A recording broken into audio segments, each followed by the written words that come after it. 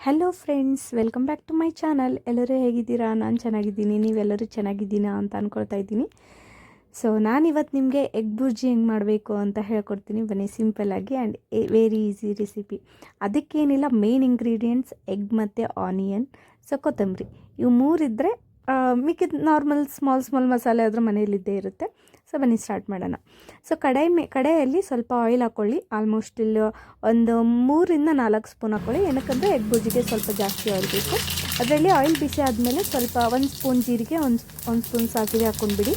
So ಅದಾದಮೇಲೆ ನಾವೇನು ಸಣ್ಣದಾಗಿ ಹೆಚ್ಕೊಂಡಿರ್ತೀವಲ್ಲ, ಒಂದು 4-5 ಆನಿಯನ್, ಅದನ್ನು ಹಾಕಿ ಚೆನ್ನಾಗಿ ಮಿಕ್ಸ್ ಮಾಡ್ಕೊಳ್ಳಿ.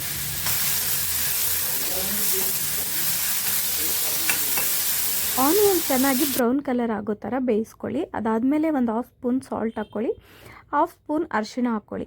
ಸೊ ಅರಿಶಿಣ ಹಾಕ್ಕೊಂಡಿದ್ಮೇಲೆ 1 ಸ್ಪೂನ್ ಜಿಂಜರ್ ಗಾರ್ಲಿಕ್ ಪೇಸ್ಟ್ ಹಾಕ್ಕೊಂಡ್ಬಿಡಿ.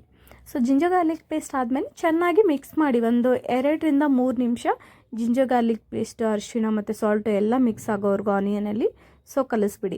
ಅದಾದಮೇಲೆ ಒಂದು ದೊಡ್ಡ ಸ್ಪೂನ್ ನಾನು ಇಲ್ಲಿ ಅಚ್ಕಾರದ ಪುಡಿ ಹಾಕ್ಕೊಳ್ತಾ ಇದ್ದೀನಿ. ಅಚ್ಕಾರದ ಪುಡಿ ನಿಮ್ಗೆ ಜಾಸ್ತಿ ಬೇಕು ಖಾರ ಅಂತಂದರೆ ಹಾಕ್ಕೊಳ್ಬೋದು. ಸೊ ಅದನ್ನು ಚೆನ್ನಾಗಿ ಮಿಕ್ಸ್ ಮಾಡಿ. ಎಲ್ಲ ಖಾರ, ಆನಿಯನ್ ಎಲ್ಲನೂ ಸ್ವಲ್ಪ ಲೈಟಾಗಿ ಆಯಿಲ್ ಬಿಡೋವರೆಗೂ ಕೂಡ ಬೇಯಿಸ್ಬಿಡಿ ಅದನ್ನು. ಸೊ ಅದಾದಮೇಲೆ ಸ್ವಲ್ಪ ಮಸಾಲ ಎಲ್ಲನೂ ಸ್ವಲ್ಪ ಸೈಡಿಗೆ ತೊಗೊಂಡ್ಬಿಟ್ಟು 1 ಸ್ಪೂನ್ ಅದರಲ್ಲಿ ಆಯಿಲ್ ಹಾಕಿ. ಸೊ ಆಯಿಲ್ ಬಿಸಿ ಆದಮೇಲೆ ಈಗೇನು ನಾವು 5 ಮೊಟ್ಟೆ ನಾನೇನು ತೆಗ್ದಿದ್ದೀನಲ್ಲ, ಅದನ್ನು ಎಲ್ಲನೂ ಒಂದು ಸೈಡಲ್ಲಿ, ಮಿಡ್ಲಲ್ಲಿ, ಸೈಡಲ್ಲಿ ಎಲ್ಲನೂ ಒಡೆದಾಕೊಂಡ್ಬಿಡಿ. ಸೊ ಈ ಥರ ಎಲ್ಲ 5 ಎಗ್ ಒಡೆದಾಕಿದ್ಮೇಲೆ ಒಂದು 3-4 ನಿಮಿಷ ಈ ಥರ ಕ್ಲೋಸ್ ಮಾಡಿದಾದಮೇಲೆ, ಸೊ ಅದಾದಮೇಲೆ ಓಪನ್ ಮಾಡಿ ಎಲ್ಲನೂ ಹಿಂಗೆ ಮಿಕ್ಸ್ ಮಾಡೋಕ್ಕೆ ಹೋಗ್ಬೇಡಿ.